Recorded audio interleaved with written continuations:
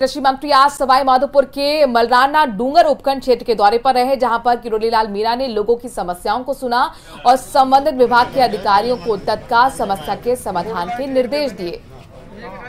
तो जनसुनवाई के दौरान भाड़ौती ग्राम पंचायत के मुख्यालय पर युवा जागृति और विकास समिति भाड़ौती के द्वारा प्राथमिक स्वास्थ्य केंद्र को सामुदायिक स्वास्थ्य केंद्र में क्रमोन्नत करने, पशु चिकित्सालय के लिए भूमि आवंटन करने, गौण मंडी को चालू करवाने, गौशाला खुलवाने, भाड़ौती को उप तहसील का दर्जा दिलवाने समेत कई समस्याओं से अवगत कराया।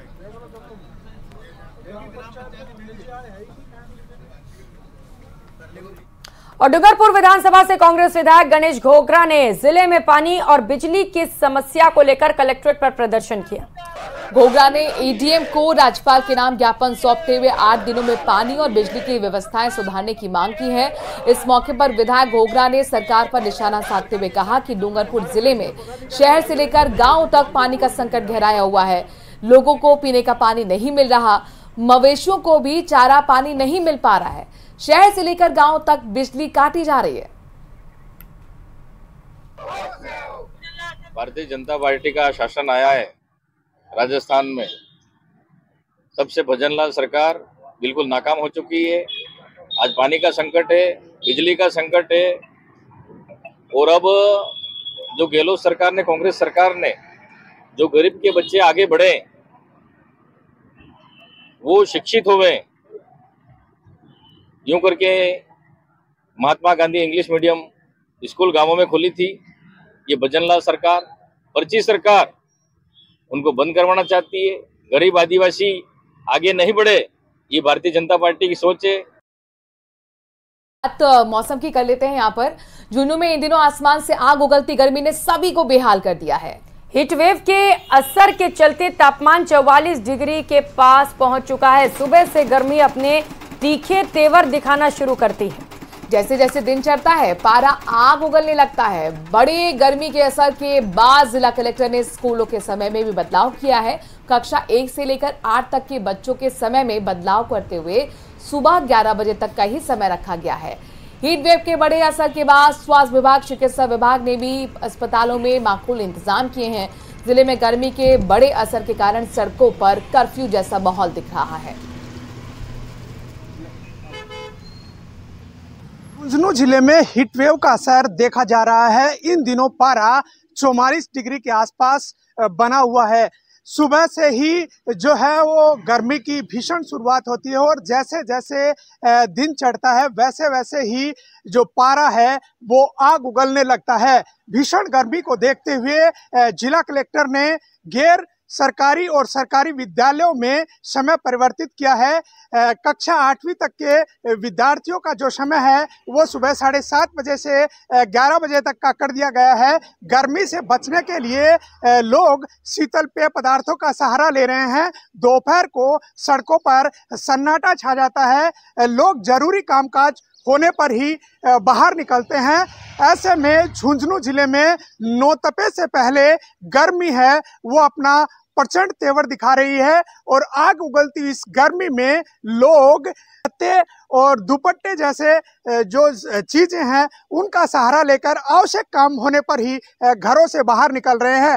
चिकित्सा विभाग ने हीट वेव को देखते हुए विशेष इंतजामात किए हैं। मॉक ड्रिल के बाद अस्पतालों में है वो दवाओं का माकूल इंतजामात किया गया है। वहीं अस्पतालों में विशेष वार्ड भी बनाए गए हैं। कृष्ण सिंह शेखावत, न्यूज 18 राजस्थान, झुंझुनू। तो भीषण गर्मी के चलते प्रदेश में जनजीवन प्रभावित है। प्रदेश के अधिकांश जिलों में रोजाना तापमान में नया रिकॉर्ड बन रहा है। वहीं मौसम विभाग की माने तो पश्चिमी राजस्थान में 24 घंटों में हीट वेव जारी रहने वाली है। पूर्वी राजस्थान में हवाओं के चलते तापमान में 1 से 2 डिग्री गिरने की संभावना है। मौसम विभाग के निदेशक ने बताया कि 11 मई को पश्चिमी विक्षोभ के सक्रिय होने के चलते प्रदेश के कई इलाकों में मौसम बदल सकता है। और इसके साथ ही जोधपुर, बीकानेर में आंधी और बारिश की भी संभावना है। वहीं मौसम में बदलाव के साथ लोगों को गर्मी से राहत भी मिलेगी।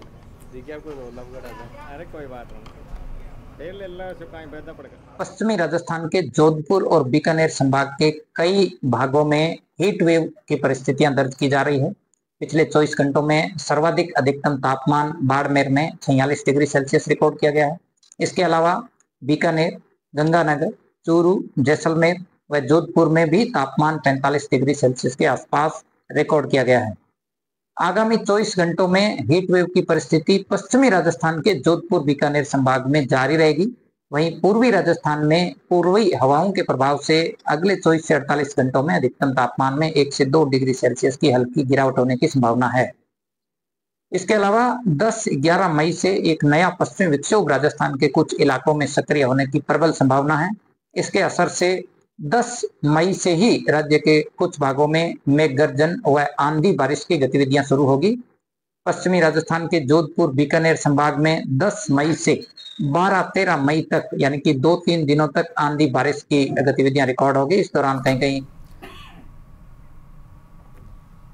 और बाड़मेर में भी पारा नए रिकॉर्ड बना रहा है। पारा 45 डिग्री के पार जा चुका है। लोग गर्मी से बचने के लिए पेय पदार्थों का सेवन कर रहे हैं, तो वहीं लोग घरों से कम बाहर निकल रहे हैं। गर्मी का सबसे ज्यादा असर नौनिहालों पर पड़ रहा है और इसी को देखते हुए कलेक्टर ने 1 से लेकर 8 तक के बच्चों के लिए 2 दिन की छुट्टी कर दी है। स्कूलों का समय भी बदल दिया गया है। थार के रेगिस्तान में सूर्य देव का रौद्र रूप देखने को मिल रहा है। यहाँ पर लगातार जो पारा है वो बढ़ता जा रहा है और पारा कल की हम अगर बात करें तो कल 46 डिग्री जो कि अपने आप में सबसे रिकॉर्ड तोड़ है। और आज मैं बाड़मेर कलेक्ट्रेट के बाहर पे खड़ा हूँ। यहाँ पर मैं बताऊंगा कि किस तरीके से लोग जो है गर्मी में घरों से बाहर नहीं निकलते हैं। कहीं न कहीं जो पेय पदार्थ है वहां पर एक खड़े रहते हैं और इसी के आधार पर यहाँ पर लोग जो है वो गर्मी से बचाव की कोशिश करते हैं ताकि हीट वेव से बचा जा सके। इसके साथ ही हमारे साथ में कुछ ग्रामीण भी यहाँ पर खड़े हैं, उनसे बातचीत भी करेंगे। किस तरीके की यहाँ पर गर्मी है, कितना गर्मी है? गर्मी ये देखिए, बोल आप बताइए। गर्मी बहुत है, बहुत ज्यादा गर्मी। क्या जून के माह में इस तरीके की गर्मी देखी कहीं पहले? कल बहुत ज्यादा गर्मी थी, इतनी गर्मी पहले कभी नहीं देखी। बाड़मेर में बहुत ज्यादा गर्मी। और इस बीच बड़ी खबर टोंक से आ रही है जहां पर अवैध गांजे की खेती पर कार्रवाई हुई है। 70 किलो 800 ग्राम गांजे के साथ जो पौधे थे वो जब्त किए गए हैं। जामडोली से बनास नदी के रास्ते पर यह कार्रवाई हुई। तो पुलिस ने आत्माराम मीणा को कार्रवाई करते हुए गिरफ्तार कर लिया है। बरौनी थाना अधिकारी ओम प्रकाश के नेतृत्व में बड़ी कार्रवाई की गई। पुलिस ने एनडीपीएस एक्ट में मामला दर्ज कर लिया है। जब्त पौधों की बाजार में कीमत करीब 36 लाख रुपए बताई जा रही है। खेत में बड़ी संख्या में गांजे के पौधे मिलने पर कार्रवाई की गई। किसान बिना लाइसेंस गांजे की खेती कर रहे थे और इसीलिए ये बड़ा एक्शन हुआ है जहां पर जो पौधे जब्त किए गए हैं गांजे की खेती वाले पौधे, उनकी कीमत 36 लाख के करीब बताई जा रही है। और खबरों में आगे बढ़ते हुए बात मौसम की कर लेते हैं। प्रदेश में हीट वेव का दौर जारी है। वहीं हीट वेव को लेकर मेडिकल इंस्टीट्यूट की व्यवस्थाओं का जायजा लेने अधिकारी निरीक्षण कर रहे हैं। इसके तहत एसीएस शुभ्रा सिंह चाकसू कस्बे पहुंची। शुभ्रा सिंह ने यहां पर उपजिला अस्पताल का निरीक्षण किया। एसीएस शुभ्रा सिंह ने यहां पर इमरजेंसी वार्ड, दवा काउंटर, भर्ती वार्डों का निरीक्षण किया है। इस दौरान मरीजों से संवाद किया और वहां की व्यवस्थाओं की जानकारी ली। शुभ्रा सिंह ने सरकारी योजनाओं की जानकारी लेकर लाभ उठाने की भी बात कही। मेरा ये मानना है कि जब तक हम अपने ऑफिस से निकल के और नीचे क्षेत्र में नहीं जाते और फील्ड में नहीं जाते तब तक जो स्वास्थ्य सेवाएं हैं उन पे हमारी पकड़ मजबूत नहीं हो पाती। प्रदेश में कई तरह का काम चल रहा है। हमारी आशा, एएनएम, मेडिकल ऑफिसर्स, पीएमओस, पूरी टीम लगी हुई है। और देखिए, नारियल पानी सेहत के लिए बेहद फायदेमंद माना जाता है, लेकिन क्या आप जानते हैं कि भीषण गर्मी या चिलचिलाती धूप में नारियल से डायरेक्ट पानी पीना आपके स्वास्थ्य को नुकसान पहुंचा सकता है। हेल्थ एक्सपर्ट की माने तो नारियल को काटकर सीधे स्ट्रॉ डालकर पानी नहीं पीना चाहिए। ऐसा करने से आपकी सेहत बिगड़ सकती है। विशेषज्ञों के मुताबिक नारियल पानी हमेशा ग्लास में निकालकर और छान कर ही पीना चाहिए। उनका मानना है कि कई बार नारियल के अंदर फंगस जमा हो जाता है और नारियल में स्ट्रॉ डालकर पानी पीने से ये शरीर तक पहुंच जाता है और इसकी वजह से सीवियर एलर्जी या फिर रेस्पिरेटरी प्रॉब्लम, यहाँ तक कि जानलेवा कंडीशन पैदा भी हो सकती है। इसीलिए लोगों को इन सभी परेशानियों से बचने के लिए नारियल में स्ट्रॉ डालकर पानी पीने से बचने की सलाह डॉक्टर्स देते हैं।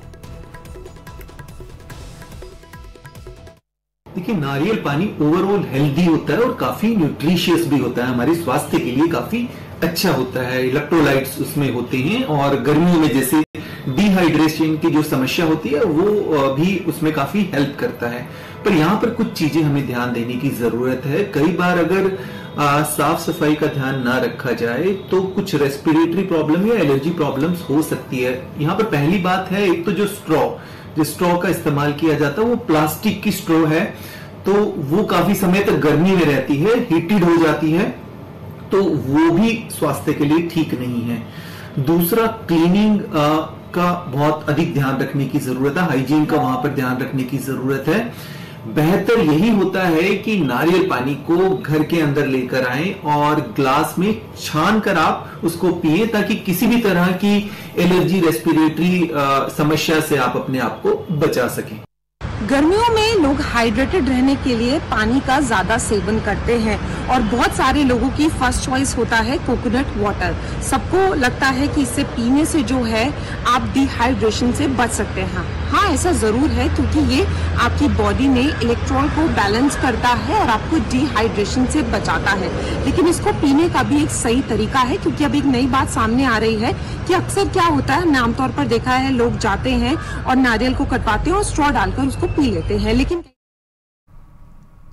और हर साल भारत सरकार के विज्ञान और प्रौद्योगिकी विभाग की ओर से विज्ञान में रुचि रखने वाले छात्रों के लिए इंस्पायर अवार्ड योजना संचालित की जाती है। योजना के तहत दौसा के महात्मा गांधी राजकीय विद्यालय में प्रदर्शनी भी लगाई गई, जिसमें बच्चों ने अपने हुनर का प्रदर्शन करते हुए कई प्रोजेक्ट्स प्रस्तुत किए। 105 छात्रों ने इस प्रदर्शनी में हिस्सा लिया। प्रदर्शनी में बच्चों ने ऑटोमेटिक चेयर, रोड सेफ्टी, विकलांगों के लिए कंप्यूटर, छड़ी सहित कई प्रोजेक्ट्स प्रस्तुत किए। चयनित बच्चों को कार्यक्रम में 10-10 हजार रुपए की प्रोत्साहन राशि दी गई। वहीं प्रदर्शनी में सबसे अच्छे प्रोजेक्ट का चयन कर राज्य स्तर पर भेजा जाएगा, जिससे बाल वैज्ञानिकों को प्रोत्साहन मिल सकेगा। मेरा मॉडल है ऑब्जेक्ट डिटेक्टर। इससे क्या होता है कि जब कोई भी जैसे ब्लाइंड पर्सन होते हैं, उनको दिखाई नहीं देता, तो जब वो ये वाला गॉगल पहनेंगे तो उनके सामने जब कोई ऑब्जेक्ट आएगा तो ये जो सेंसर लगे हुए हैं ये उन्हें ऑब्जेक्ट को सेंस कर लेंगे, और जैसे ही वो सेंस करेंगे तो इस पर बीप साउंड आएगा और फिर उन्हें पता लग जाएगा कि सामने कोई ऑब्जेक्ट है, तो वो उस जगह पे नहीं जाएंगे और उन्हें चोट नहीं लगेगी। ये जैसे कि कृषि में हम जैसे बैठने उठने में जिसको दिक्कत होती है, प्रॉब्लम होती है, जिसके लिए घुटनों में इसको पहन के ऐसे, तो इसको पहन के हम उठ सकते हैं, बैठ सकते हैं, जिससे घुटनों में तकलीफ नहीं होगी। हम जैसा कि देखते हैं कि रेलवे स्टेशनों पर पंखे चलते रहते हैं, अनावश्यक रूप से बिजली व्यर्थ होती रहती है, चाहे वहाँ यात्री बैठे या ना बैठे फिर भी पंखे चलते रहते हैं। इसी को ध्यान में रखते हुए मैंने एक प्रोजेक्ट तैयार किया है, ताकि भारतीय कई ग्रामीण क्षेत्र ऐसे हैं जहाँ पर विद्युत ऊर्जा पूर्ण रूप से नहीं मिल पा रही है। इसलिए मैं ये चाहता हूँ कि जो भी विद्युत ऊर्जा बचे वो ग्रामीण क्षेत्रों में सप्लाई की जा सके। सरकार का मूल उद्देश्य ये है कि बच्चों के अंदर प्रतिभा है वो निखर के बाहर आए और मूलतः जो कुछ नया आइडिया, कुछ नया विचार सोच सकते हैं, जिससे कि हमारा समाज, हमारा देश, हमारा विश्व बेहतर बन सके, उसके लिए उनका जो निजी आइडिया हो, ओरिजिनल आइडिया हो, मूल रूप में आइडिया हो, कहीं से लिया हुआ नहीं हो, तो बच्चे उन आइडियाज़ को सबमिट करते हैं और उनमें से जिन बच्चों का सिलेक्शन होता है विभाग उनको 10,000 रुपए देता है।